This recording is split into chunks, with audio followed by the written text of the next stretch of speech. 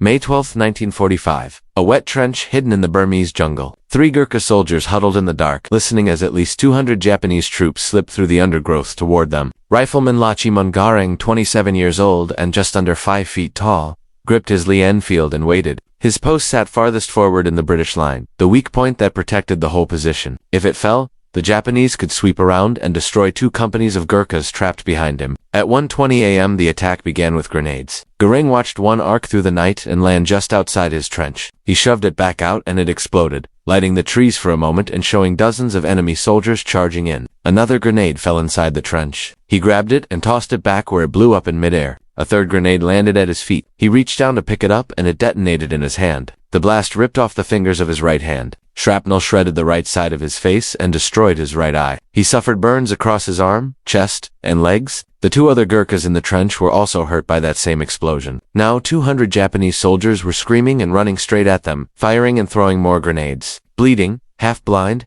and missing most of his right hand, Garang should have been finished. Instead, he took his rifle with his left hand and began to fight. For 4 hours he held that little trench alone, firing, reloading, firing again, one-handed, shouting at the enemy to come and face a Gurkha. By dawn the attackers pulled back. 31 Japanese soldiers lay dead in front of his position. 31 killed by one man with one hand, a man who, by all the rules of combat, should have died in the first minute. This is the story of that single, astonishing stand in World War II. How a boy from a Nepalese mountain village joined the British Army to escape poverty. How he fought in Burma. How a grenade destroyed his hand. And how 4 hours of relentless fighting earned him the Victoria Cross. It shows that courage doesn't need 2 hands, only the will to keep fighting. Lachiman Garang was born in December 1917 in a tiny hill village near Kathmandu. His family farmed a small plot that barely fed them. Life in the mountains meant hard work, little money, and few chances to get ahead. Young men faced choices, either farm like their fathers or join the British Indian Army as Gurkhas, the famous Nepalese soldiers who had served Britain since 1815.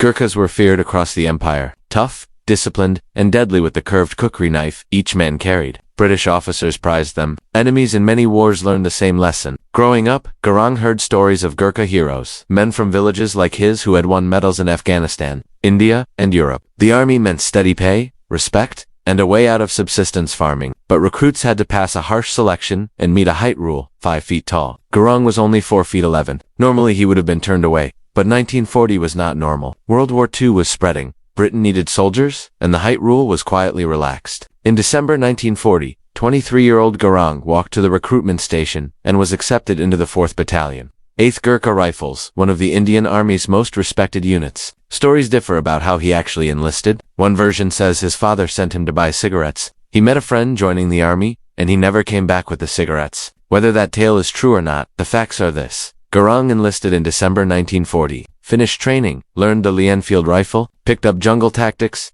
and absorbed the Gurkha way. Attack fiercely, defend stubbornly, never surrender unless ordered, fight to the last man and the last bullet. Those words weren't empty slogans, they defined a Gurkha's honor. Asterisk by 1944. His battalion was fighting in Burma, one of the harshest campaigns of the war. The jungle was thick, monsoon rains turned ground to mud. And disease, malaria, dysentery, killed many soldiers as surely as bullets did. The Japanese army had taken most of Southeast Asia in 1942 and fought fiercely. Their troops were taught to fight to the death. Surrender was dishonor. British and Indian forces began pushing them back in 1944. Operation Extended Capital aimed to retake central Burma and cut Japanese supply lines. The 8th Gurkha Rifles were part of that effort, moving through swamps, across rivers, and up jungle-covered hills. Every step forward risked ambush, snipers, and Japanese defenders who fought fanatically. By May 1945, the Japanese hold on Burma was crumbling. Allied forces had crossed the Irrawaddy River and were pressing toward Rangoon, but the enemy still fought hard. Small Japanese groups tried to break out of encirclement and flee south. Desperate and dangerous, they attacked anything in their path. On May 9th, the 4th Battalion, 8th Gurkha Rifles, was ordered to block Japanese escape routes near the village of Tangda. The land was dense jungle with a few muddy tracks. The monsoon had begun. The Gurkhas dug defensive positions and waited. Intelligence said Japanese forces were moving through the area, but no one knew how many or when they would strike. Garang's company, C Company, took a reverse slope defense. With trenches cut into the hillside and overlapping fields of fire, the jungle limited visibility to only a few dozen yards, letting attackers get dangerously close before being seen. The Japanese were experts at moving silently and attacking at night. Asterisk. Garang's section was sent to the most forward post. 3 men in a trench about 100 yards ahead of the main line. Their job was short and deadly, give early warning, slow any attack, and buy time for the rest of the company to respond. It was the most dangerous spot, the first to be hit, hardest to support, and easiest to be overrun. Gurkha and 2 comrades dug in, deep into the trench, stacked sandbags, cleared lines of fire, and kept ammunition close. Gurkha even put his kukri on the trench edge, ready if the enemy came that close. On the night of May 12th, the Japanese launched a full assault, not just scouts, but a major attack. Some 200 soldiers smashed into C Company's line with grenades, machine guns, rifles, and screaming charges meant to break defenders' nerve. The whole blow focused on Gurkha's little trench. At 1:20 a.m., Naik Debasin Buddha, the section commander a few yards behind,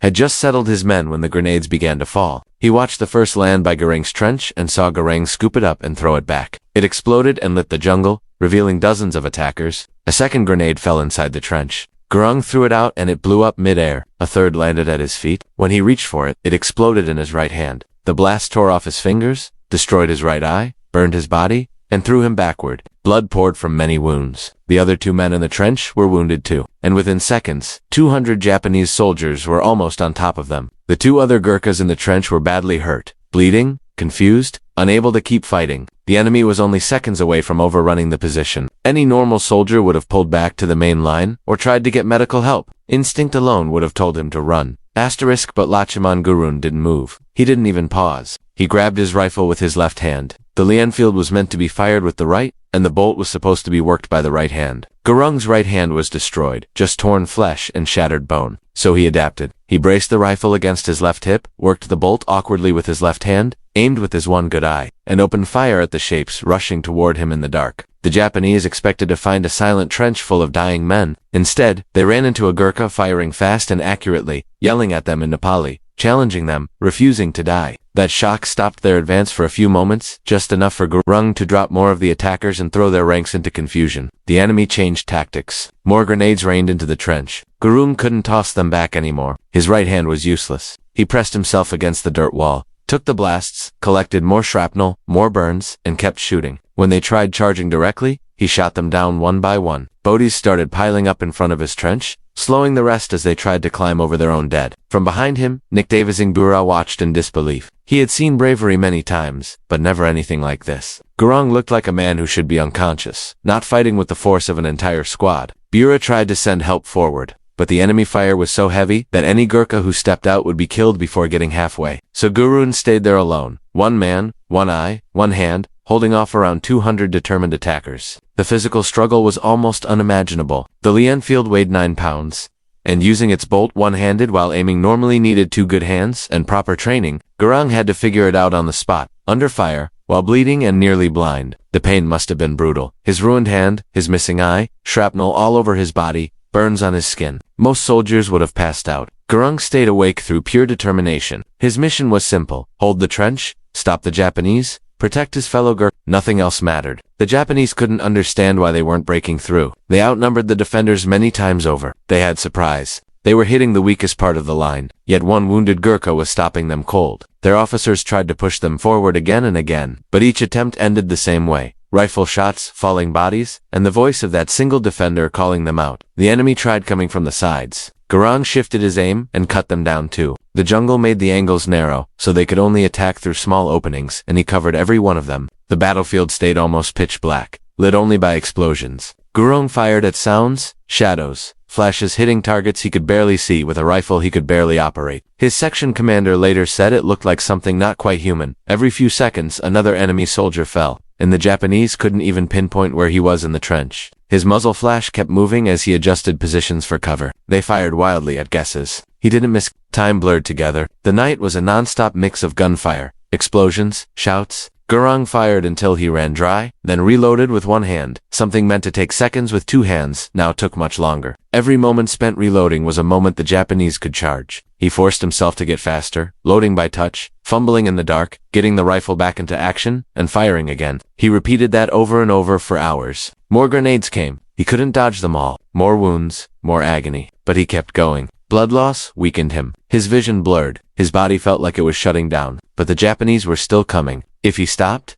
if they got past his trench, his company would be wiped out. That thought alone kept him firing. His ammo was running out. He had started with about 50 rounds on him, plus the 10 in his rifle. He didn't know how many he had left. He just kept firing until empty, then reloaded and fired again. Around 3 a.m., the Japanese hit him harder than ever. This time it was organized. Officers had pulled their men together for a coordinated push from several angles. Grenades, machine gun bursts, and wave after wave of rushing soldiers. Gurkha met all of it with precise rifle shots. By then he was running on instinct and training. Aim, fire, cycle the bolt. Aim, fire, again and again. The assault broke against his trench like waves hitting solid rock. By 4 a.m., their momentum was fading. Too many had fallen in front of his trench. Fear spread. No one wanted to be the next man to die. They fell back into the jungle to regroup. They still outnumbered the defenders, but it didn't matter if they couldn't reach him without being killed. And getting to him meant stepping into his line of fire. No one volunteered. Gurkha used the brake to check himself. He was barely hanging on. Blood loss and shock were dragging him toward unconsciousness. His right hand was useless. His right eye gone.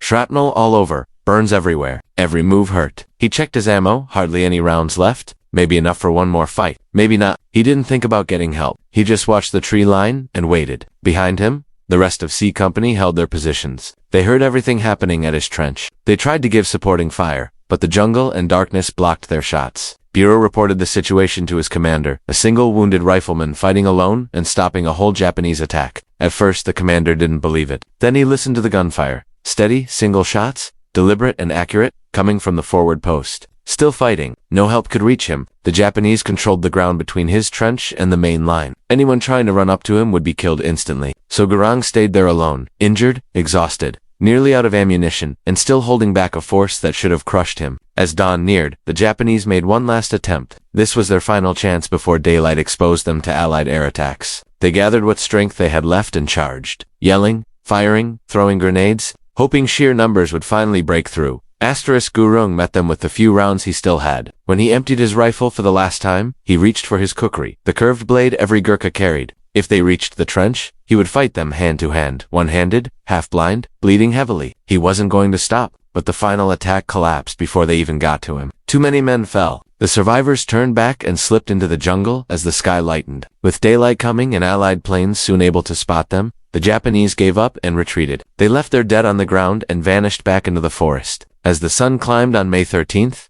Bureau and other Gurkhas rushed toward the forward trench. They fully expected to find Gurkha dead. No one should have been able to stay alive under such a heavy attack, especially while being so badly hurt. But Gurkha was still breathing. He was slumped in his little trench, empty bullet shells all around him, his rifle lying across his legs, and his kukri resting on the edge within reach. His right hand was destroyed, his right eye was gone, and he was covered in blood. Even then, he stayed awake, watching the jungle, ready to fight again if the Japanese returned. Bureau and the others pulled him out, gave him water, and patched him up as best they could. His injuries were terrible. His right hand would never work again. His right eye was permanently lost. His body was full of shrapnel wounds, and he had bad burns. He had lost a huge amount of blood, but he was alive, and the trench hadn't fallen. The Japanese attack had failed. The entire C Company's defensive line stayed intact because one soldier refused to let the enemy break through. He was moved to the rear for treatment. Doctors worked on him for hours. They saved his life, but they couldn't save his hand or his eye. His hand had to be amputated, leaving only a stump. His right eye could never see again. They removed metal fragments from his body and treated his burns. He survived, but he would never be the same man physically. While he was being taken away, other Gurkhas looked over the ground around his trench. What they found shocked them. 31 Japanese soldiers lay dead just a few steps from where he had been fighting. All of them killed by one man, using one hand, over 4 long hours of non-stop battle. Blood trails showed that many others had been dragged away after being wounded. Scattered equipment suggested there were even more casualties. Gurkha had stopped an attack by at least 200 enemy soldiers all by himself. The recommendation for the Victoria Cross happened immediately. Basing Bora wrote a full report describing what he had seen. The company commander supported it, and the battalion leadership sent it forward. This was the kind of moment that defined pure bravery. One soldier holding an impossible position against huge odds, fighting through horrible injuries, refusing to retreat, refusing to surrender, and saving everyone around him through nothing but courage and skill. It was clear he deserved the highest award for bravery. The Victoria Cross was approved and published in the London Gazette on August 9, 1945. Just before the war ended, the citation said that Rifleman Gurkha held the most forward post of his platoon and took the main force of an attack of at least 200 Japanese soldiers. Twice he threw back grenades that had landed in his trench. The third grenade exploded in his hand, destroying it, badly damaging his arm, and injuring his face, body, and right leg. His 2 comrades were badly wounded as well. But Gurkha, alone and ignoring his pain, loaded and fired his rifle with his left hand for 4 hours, waiting calmly for each attack and stopping them at extremely close range. After the fighting ended, 31 Japanese bodies were found around his trench, all killed by him while using only one arm. But even that citation couldn't show the full nightmare he went through. 4 hours of non-stop fighting, bleeding, half-blind, in terrible pain, loading a rifle with one hand in total darkness, facing enemies who outnumbered him 50 to 1. He had no support, no help, no chance to escape just duty, and the Gurkha belief that it's better to die than show cowardice. Asterisk. Gurung recovered in military hospitals as the war came to a close. Japan surrendered in August, ending the Burma campaign. Gurung would never fight again, but his life continued. He returned to his village in Nepal, missing an eye and a hand, carrying the Victoria Cross, the highest award in the British Commonwealth. Only 13 Gurkhas have ever received it. He was one of them. Asterisk. Life after the war wasn't easy. Farming was nearly impossible with one hand. The British government gave him a small pension, but it wasn't much. He struggled financially for years. He married, had children, and tried to live a normal life. In Nepal, however, he became a well-known figure, the one-handed Gurkha who had killed 31 enemy soldiers. People treated him with huge respect. Kids learned his story in school. He became a symbol of Gurkha bravery. In 1995,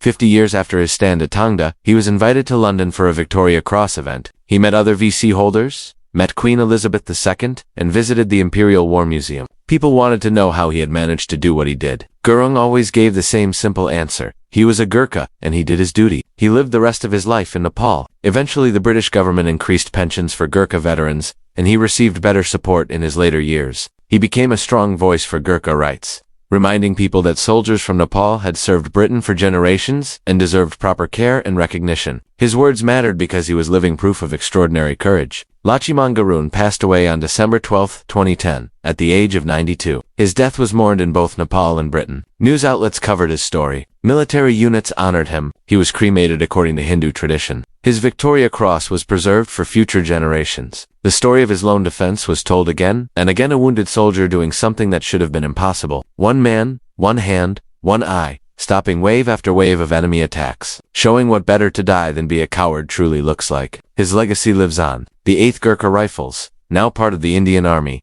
teach every new recruit his story. Just as he once learned about heroes from older times, new Gurkhas learn about him. The cycle continues. The Gurkha Museum in Winchester, England displays information about his actions. Visitors can read his VC citation and see photos of him. But the deeper meaning of his story is what matters most. Gurung wasn't superhuman. He was barely 5 feet tall, from a poor farming family in Nepal. He had no special advantages, no elite background, no advanced equipment. What he had was an unshakable sense of duty and courage, and the determination to stand his ground when running away would have been the easier choice. The Japanese soldiers who attacked him weren't weak. They were seasoned fighters who had taken much of Asia. They vastly outnumbered him and held every advantage except one. None of them were Gurkha, and the Gurkha in their way refused to let them pass. Modern soldiers study his actions to try to understand how he did it. But the real explanation is simple. He was trained. He was brave. He cared about his fellow soldiers. When the moment came, he fought. He didn't think about the odds or consider backing down. His job was to hold the trench. So he held it. Nothing else mattered. Using a bolt-action rifle properly normally requires 2 hands. Loading it requires 2 hands. Aiming with one eye in total darkness is nearly impossible. Staying conscious with such heavy injuries defies logic. Grounded all of it not because he was invincible,